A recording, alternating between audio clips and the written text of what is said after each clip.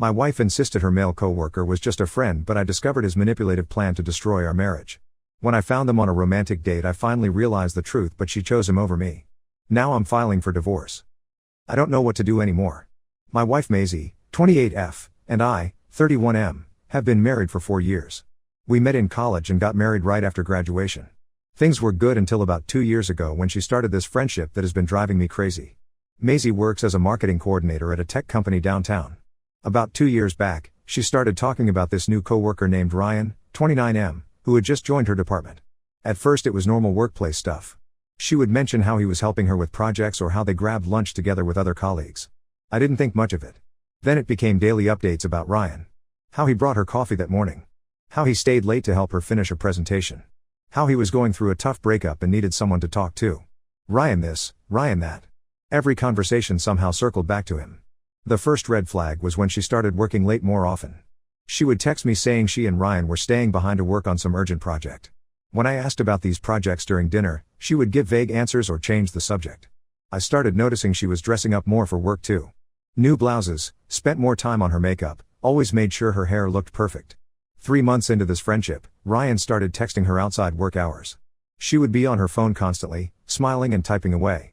When I asked who she was texting, she would say it was just Ryan venting about his ex or asking for advice about something.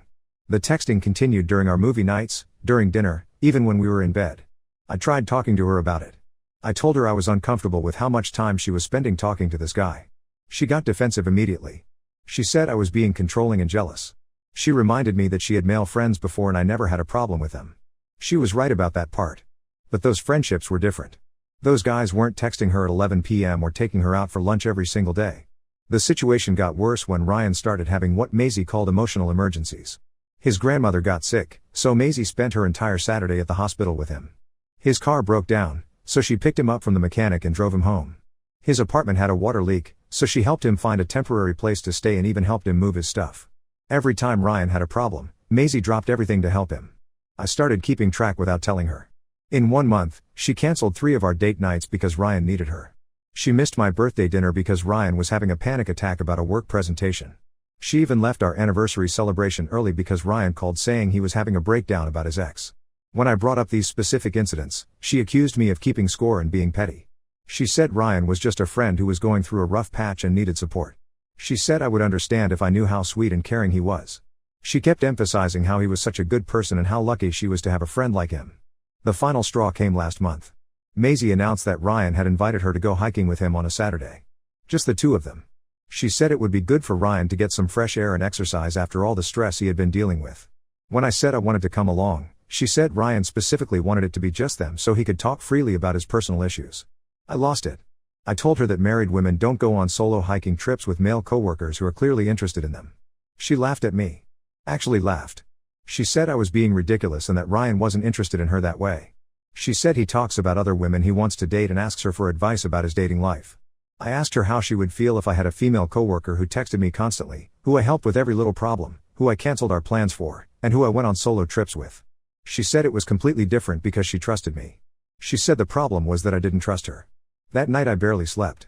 I kept thinking about all the signs I had been seeing. Ryan always finding excuses to touch her hand or her shoulder when they talked. The way he looked at her when I met him at the company Christmas party. How he never brought a date to work events but always made sure to sit next to Maisie. How he remembered every little detail about her life and her preferences. The next morning, I tried one more time. I sat her down and explained that even if Ryan was just a friend, the amount of emotional energy she was investing in him was hurting our marriage. I told her I felt like I was competing for my wife's attention. I asked her to set some boundaries with him. She refused.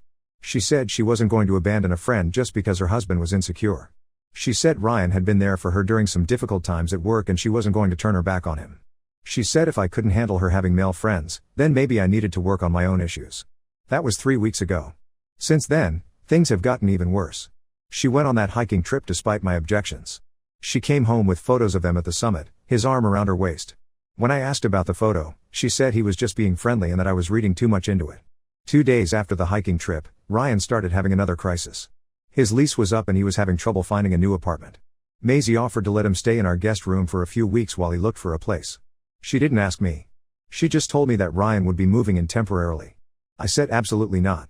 I told her there was no way another man was moving into our house, especially not Ryan. She accused me of being controlling and unreasonable.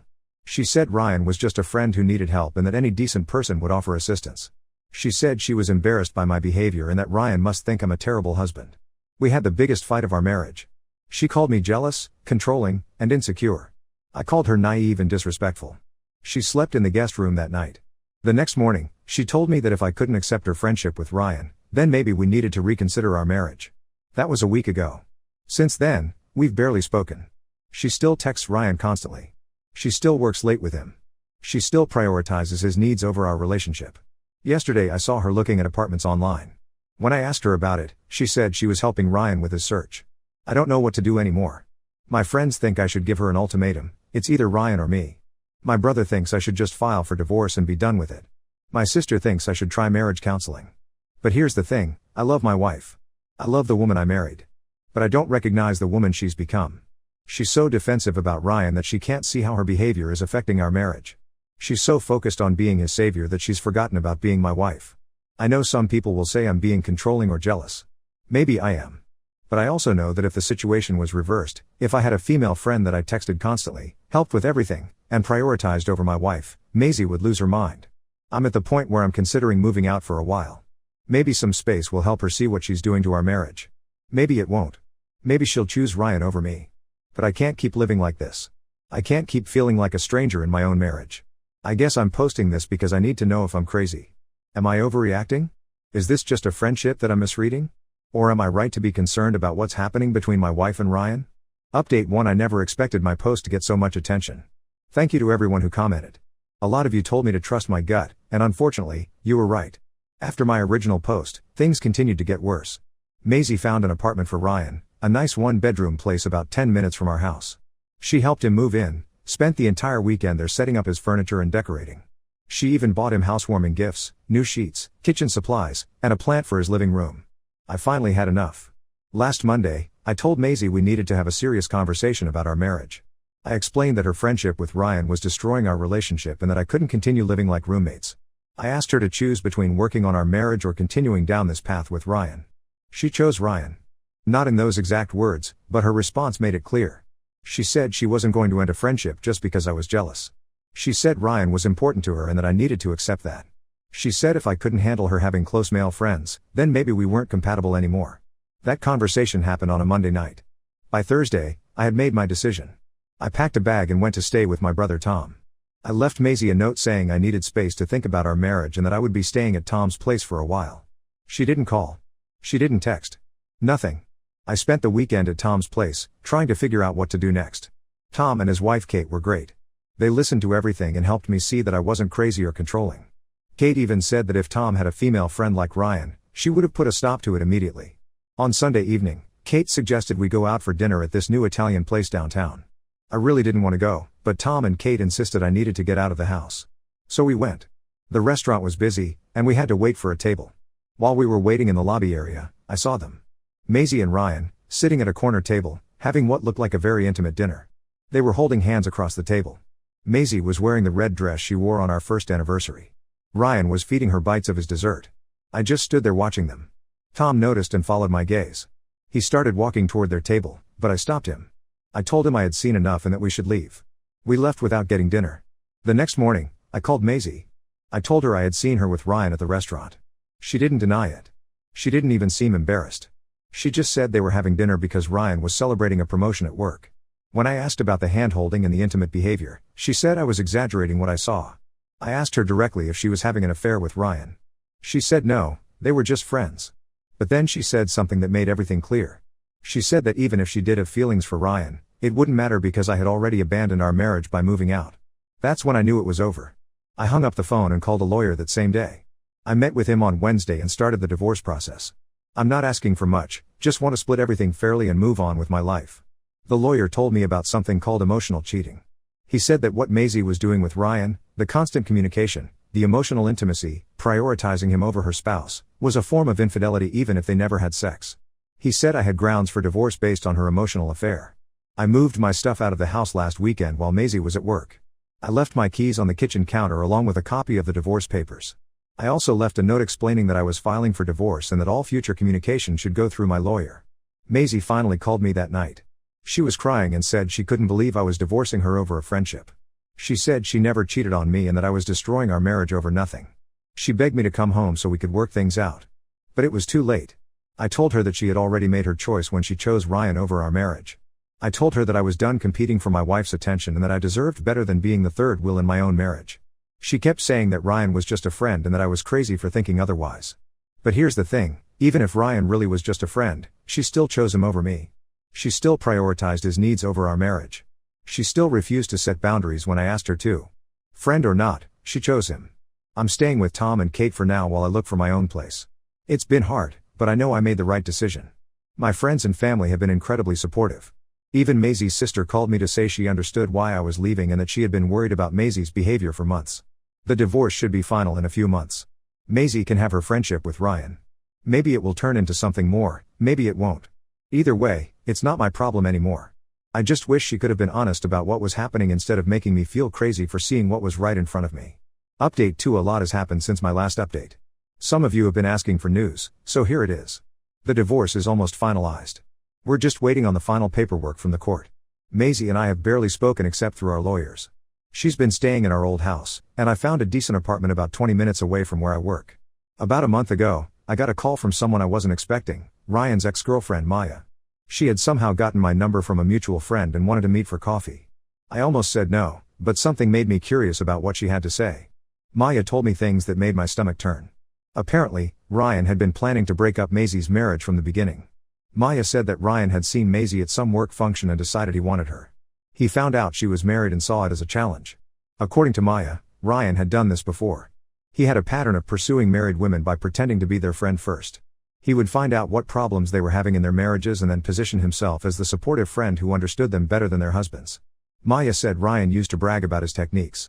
He would create fake emergencies to get attention.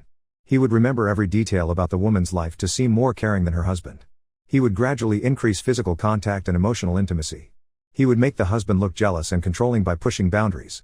The worst part was that Maya said Ryan had specifically researched Maisie before approaching her. He knew she worked in marketing, knew she was married, and even knew some details about her personal life from her social media profiles. His job transfer to her department wasn't random, he had requested it specifically to get close to her. Maya showed me screenshots of text messages where Ryan talked about his plan to win Maisie over. In one message, he wrote about how he was going to make Maisie feel like her husband didn't appreciate her. In another, he joked about how easy it was to make married women fall for the supportive friend act. I felt sick reading those messages. This man had deliberately targeted my wife and systematically destroyed my marriage. And Maisie had fallen for every bit of it. Maya said she was telling me this because she felt guilty about not warning Maisie earlier. She said she had tried to tell Ryan to leave Maisie alone, but he told her it was none of her business. That's actually why they broke up. Maya couldn't stand watching Ryan manipulate another woman. I asked Maya if she thought Maisie knew about Ryan's real intentions. Maya said probably not at first, but that Maisie had to know something was wrong by now. She said Ryan wasn't very good at hiding his true nature once he got comfortable. After meeting with Maya, I wasn't sure what to do with this information. Part of me wanted to tell Maisie everything, but another part of me figured it was too late and not my problem anymore. But then something happened that made the decision for me. Last week, I got a call from Maisie's sister Jenny. She was crying and asked if we could meet. Jenny told me that Maisie had been acting strange lately. She was spending all her time with Ryan, had quit her job to work at a company where Ryan had gotten her a position, and had basically cut off contact with most of her friends and family. Jenny said that Ryan didn't like Maisie's family and friends. He had convinced Maisie that they were all jealous of their relationship and trying to break them apart. Maisie had stopped going to family dinners and had even missed their mother's birthday party because Ryan said it was a waste of time. The most disturbing thing Jenny told me was that Ryan was now living in our old house with Maisie. He had moved in about 2 weeks after our divorce was finalized. Jenny said Maisie seemed different, quieter, more anxious, always checking her phone to see if Ryan had texted her back. Jenny begged me to talk to Maisie. She said she was worried that Maisie was in some kind of abusive relationship but wouldn't listen to family members. She thought maybe Maisie would listen to me. I told Jenny about my conversation with Maya and showed her the screenshots. Jenny was horrified but said it explained a lot about Maisie's behavior over the past few months. I thought about it for 2 days. Finally, I decided to reach out to Maisie. Not because I wanted her back, that ship had sailed, but because no one deserves to be manipulated the way Ryan was manipulating her. I called Maisie and asked if we could meet for coffee to discuss some final details about the divorce. She agreed, probably thinking it was about paperwork or something practical. We met at a neutral location, a coffee shop halfway between our apartments. Maisie looked different. She had lost weight, seemed tired, and kept checking her phone every few minutes. She said Ryan was at work and would be worried if she didn't text him back quickly. I told her everything Maya had shared with me. I showed her the screenshots of Ryan's messages. I explained how he had targeted her from the beginning and had used her to destroy our marriage. Maisie's reaction was not what I expected. She got angry at me. She said I was making up lies about Ryan because I was jealous and couldn't accept that she had moved on. She said Maya was probably just a bitter ex-girlfriend trying to cause trouble. She accused me of being pathetic for trying to sabotage her new relationship. She said Ryan had warned her that I might try something like this because I couldn't handle losing her to a better man. I realized that Ryan had already prepared her for this conversation. He had probably told her that I would try to turn her against him, so she was primed to reject anything negative I said about him. I finished my coffee and stood up to leave. I told Maisie that I had done what I came to do and that what happened next was her choice. I said I hoped she would think about what I had shown her and maybe talk to Maya herself. Maisie said she never wanted to see me again and that if I contacted her again, she would call the police. I walked away knowing I had tried to help her. Whether she listened or not was up to her. Final update: this will be my last update on this situation. I'm only posting because some people have been asking what happened, and I think the story needs an ending. 3 months ago, I got a call from Maisie at 2 a.m. She was crying and could barely speak. She kept saying she was sorry and that I had been right about everything. She begged me to come pick her up from some address across town. Against my better judgment, I got dressed and drove to the address she gave me. It was a 24-hour diner in a rough part of town. Maisie was sitting in a corner booth, looking terrible. She had a bruise on her face and her hands were shaking. She told me that Ryan had become controlling and abusive. It started slowly. He would get upset if she talked to other people, would check her phone constantly, would criticize her appearance and her friends. Then it escalated to him pushing her during arguments and eventually hitting her. The night she called me, Ryan had gotten violent because Maisie had received a birthday card from her mother. He accused her of going behind his back to contact her family and slapped her across the face. That's when Maisie realized that everything I had told her about Ryan was true. She said she had tried to leave him several times, but he would always convince her to stay. He would cry and apologize and promise to change. He would blame his behavior on stress or alcohol or his difficult childhood. He would threaten to hurt himself if she left him. Maisie asked if she could stay with me for a few days while she figured out what to do. I told her no. I know that sounds harsh, but I couldn't get pulled back into her drama. I had worked too hard to rebuild my life after our divorce. Instead, I drove her to her sister Jenny's house. Jenny was shocked to see Maisie's condition but took her in immediately. I left them together and went home. Over the next few weeks, Jenny kept me updated on Maisie's situation. Maisie had moved back in with their parents and was trying to get her life back together. She had gotten a restraining order against Ryan and was working with a lawyer to make sure he couldn't contact her. Apparently, Ryan didn't take the breakup well. He showed up at Maisie's parents' house several times, was arrested for violating the restraining order, and even tried to contact Maisie through fake social media accounts. Maya had been right about his pattern of behavior. Maisie asked Jenny to ask me if we could meet to talk. She wanted to apologize and explain what had happened. I declined. I told Jenny that I was glad Maisie was safe and getting help, but that I had moved on with my life and didn't want to reopen old wounds. The truth is, I did feel sorry for Maisie. Nobody deserves to be abused, and Ryan had clearly targeted and manipulated her from the beginning. But that doesn't change what happened to our marriage. Maisie had still chosen to prioritize Ryan over me. She had still refused to listen when I tried to warn her. She had still been willing to throw away our 4-year marriage for a man she barely knew. Maybe if she had been honest from the beginning, things would have been different. Maybe if she had been willing to set boundaries with Ryan when I first asked, we could have worked things out. But she wasn't, and we didn't. I'm not the same person I was a year ago.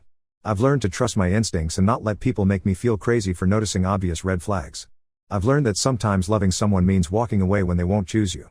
I heard through Jenny that Maisie is doing better now. She's back at her old job, has reconnected with her friends and family, and is getting help to deal with what happened with Ryan. I'm glad she's okay, but her life is no longer my concern. As for me, I'm doing well. I like my new apartment, I've reconnected with old friends, and I've even started dating again. Nothing serious yet, but I'm open to the possibility of finding someone who will choose me first. I learned a lot from this whole experience. I learned that emotional cheating is real and destructive. I learned that some people will make you feel crazy for noticing their inappropriate behavior. I learned that you can't save someone who doesn't want to be saved. Most importantly, I learned that sometimes the kindest thing you can do for yourself is walk away from someone who won't choose you, even if you still love them. Now let's move to the next story. Story 2. My sil almost killed me with a smoothie prank at my baby shower because she couldn't handle me getting pregnant before her, then faked a miscarriage for sympathy. I, 28F, have been married to my husband Sebastian, 29M, for 4 years and it has been a wonderful journey so far, except for one constant source of tension, my sil Hannah, 32F. Hannah has been married to Tom, 33M, for 7 years, and they've been unsuccessfully trying for a baby for the past 5 years. From the day I started dating Sebastian, Hannah had issues with me. She'd act sweet to my face but would constantly talk behind my back. I found out from Sebastian's cousins that she'd make comments about how I wasn't from a good enough family, how I was too career-focused to be a good wife, and how Sebastian could have done better. At family gatherings, she'd always find ways to exclude me from conversations or make subtle digs about my background. I chose to stay quiet about all this because I didn't want to create drama in Sebastian's family. 3 months ago, Sebastian and I found out we were expecting our first child. We were over the moon and decided to announce it at the next family dinner. The timing wasn't great because Hannah had just started her first round of IVF treatments. My Mill Linda, 58F, and Phil Robert, 60F, were helping them financially with the treatment since Hannah and Tom had recently invested all their savings into starting their own marketing agency. When we made the announcement, everyone was thrilled except Hannah. She barely congratulated us and left the dinner early claiming she had a headache. Over the next few months, her behavior got increasingly hostile. She'd skip family events if she knew I would be there, and when she did show up, she'd make passive-aggressive comments about how some people get everything handed to them while others have to struggle. Last week, we hosted my baby shower at our new house. I didn't really want to invite Hannah given her recent behavior, but Linda insisted it would look bad if we didn't. Hannah surprisingly showed up early to help with decorations. She was being unusually nice, complimenting my pregnancy glow, asking about the baby's nursery, and offering to help with everything. I should have known something was off because this was completely out of character for her.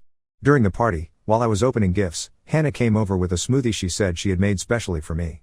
She kept insisting I try it right away, saying she had made it with all my favorite fruits and added special pregnancy-safe supplements.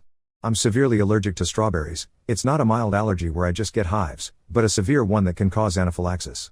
Everyone in the family knows this because during my first Christmas with Sebastian's family, I had to be rushed to the hospital after accidentally eating a chocolate-covered strawberry.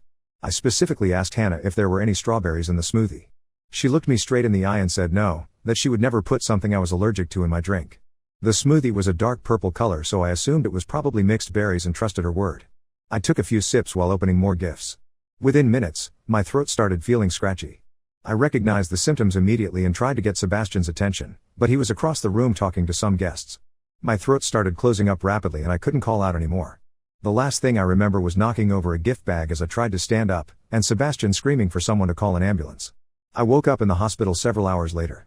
The doctor said I had a severe allergic reaction and if Sebastian hadn't found my EpiPen and acted quickly, things could have been much worse. Not only could I have lost my life, but also our unborn babies. When I told everyone what happened with the smoothie, Hannah initially tried to deny putting strawberries in it. But my friend Amy, who had been in the kitchen when Hannah was making it, spoke up and said she had definitely seen Hannah adding strawberries to the blender. That's when Hannah broke down crying and claimed it was just meant to be a harmless prank. She said she only wanted to give me a mild reaction so I'd have to leave my own baby shower early. She swore she had no idea the reaction would be so severe, even though she had witnessed my previous allergic reaction years ago. Linda was absolutely furious. She told Hannah she was cutting her off completely, including stopping the IVF payments. Hannah fell to her knees crying and begging for forgiveness. She turned to me and pleaded for me to talk to Linda, saying I could fix this if I wanted to. I refused and told everyone they needed to choose, either they cut contact with Hannah or with me, because I wouldn't feel safe being around her anymore after what she did. Hannah started screaming that I was being dramatic and that she had just made a mistake.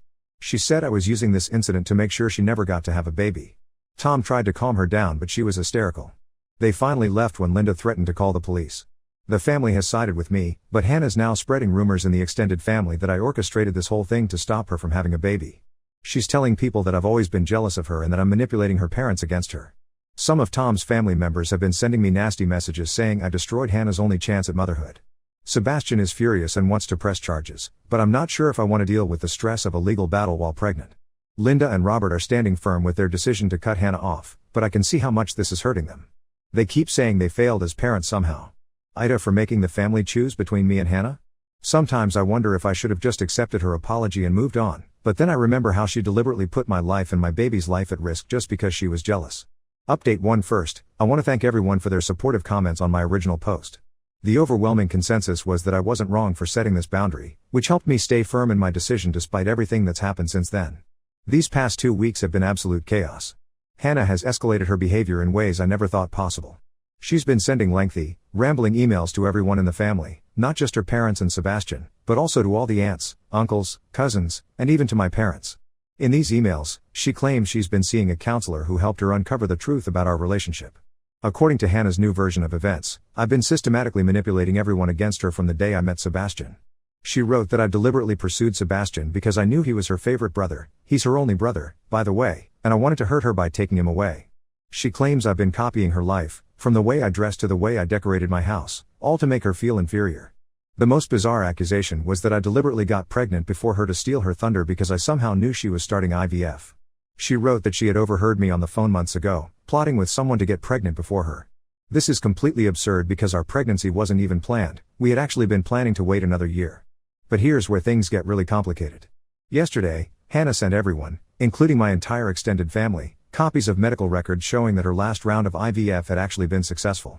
According to these records, she was 4 weeks pregnant at the time of my baby shower.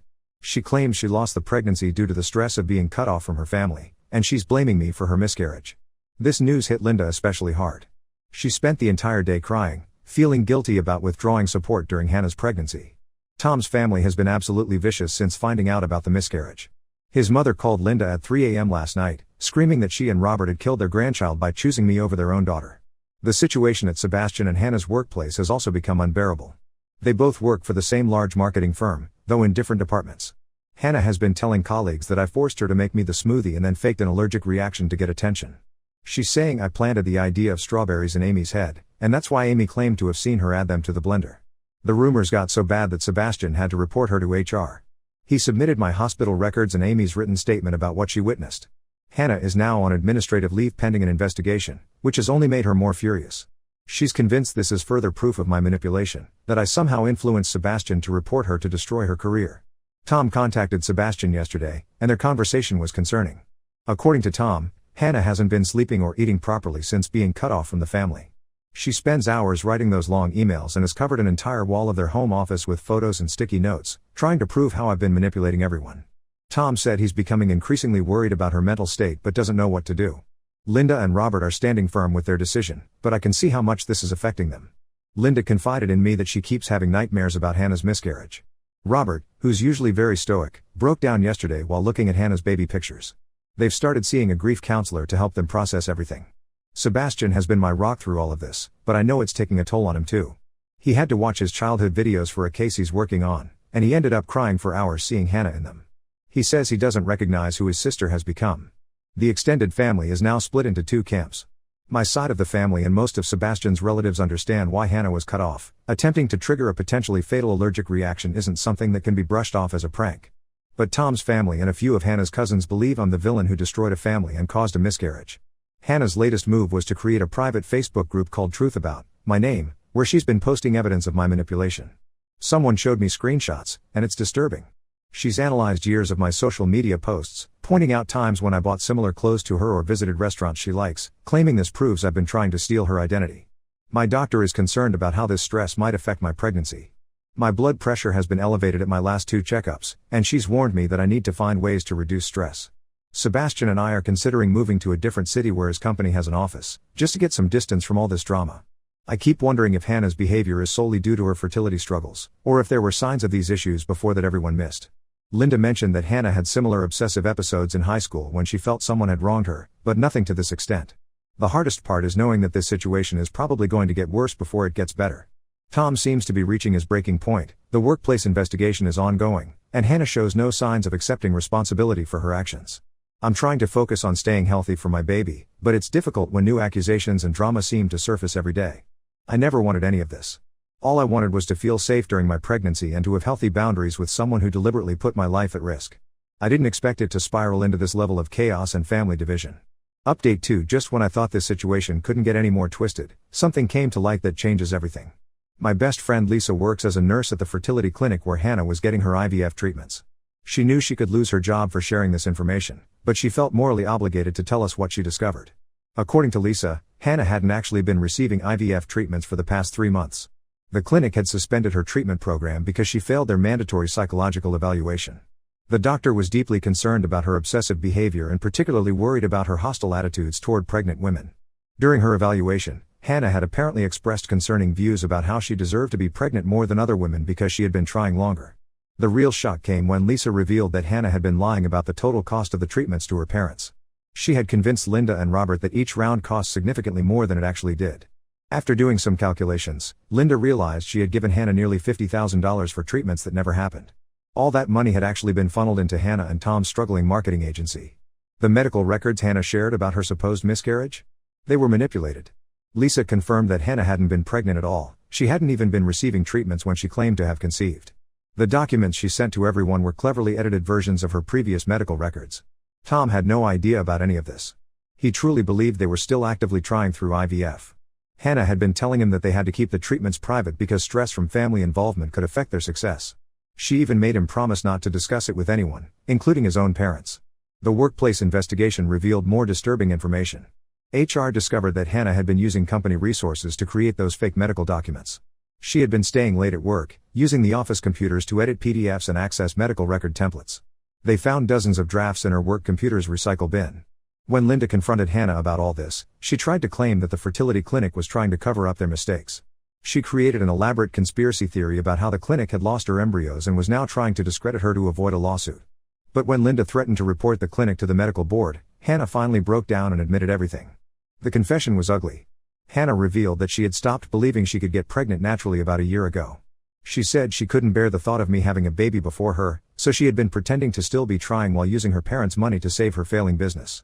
She thought if she could just keep the business afloat long enough to become successful, she could eventually afford fertility treatments on her own. The truth about my name Facebook group has been taken down, but not before Hannah posted a long rant accusing Lisa of being part of my manipulation network. She's now telling people that I somehow orchestrated this whole revelation to further destroy her reputation. Tom is devastated. He had invested everything into their business, both financially and emotionally, believing that once it was successful, they could afford the best fertility treatments. Finding out that Hannah had been lying about still trying for a baby, while secretly using the treatment money for the business, has completely broken his trust. Linda and Robert are trying to process this betrayal. They had gone into their retirement savings to help Hannah with what they thought were medical treatments. Robert had even taken up consulting work again to help pay for it. Finding out that their daughter had been manipulating them this whole time has left them questioning everything. The extended family members who had been supporting Hannah have gone quiet. Tom's parents, who were previously calling me every day to berate me, haven't said a word since the truth came out. Hannah's cousins who were part of her Facebook group have been reaching out to apologize for believing her lies. Sebastian is struggling to reconcile this new information about his sister. He remembers how she used to make up elaborate stories in their childhood to get out of trouble, but he never imagined she would go this far. He's been going through their family photos, trying to understand when his sister became capable of such calculated deception. The company has terminated Hannah's employment following the investigation. They discovered she had also been using company time to create and manage her smear campaign against me, including sending emails to clients trying to damage Sebastian's professional relationships. Hannah's latest move was to show up at Linda and Robert's house at midnight, demanding they hear her side of the story. When they refused to let her in, she sat on their porch for hours, crying and calling them repeatedly. They finally had to call the police to have her removed. I'm still processing all of this information. Part of me feels vindicated that the truth has come out, but mostly I just feel sad. Sad for Tom, who was deceived by his wife. Sad for Linda and Robert, who were manipulated by their daughter. And yes, even sad for Hannah, who let her desperation for a baby drive her to destroy every relationship in her life. Looking back, the smoothie incident at my baby shower seems almost inevitable now. It was the desperate act of someone who had woven such an intricate web of lies that she was bound to snap eventually. I just happened to be the target when she did. Update 3. I think this will be my final update on this situation. A lot has happened in the past 3 months, and I'm currently 7 months pregnant with a healthy baby girl, thankfully unaffected by all the stress and drama. Tom filed for divorce last month. After discovering Hannah's lies about the IVF treatments and the business, he hired a forensic accountant to go through their company's finances. What they uncovered was even worse than we thought. Hannah hadn't just used the IVF money from her parents for the business, she had also taken out several high-interest loans in the company's name without Tom's knowledge. Their marketing agency, which was already struggling, is now being sold to pay back their debts. Tom discovered that Hannah had been hiding their financial troubles from him for months, showing him fake profit reports while they were actually bleeding money.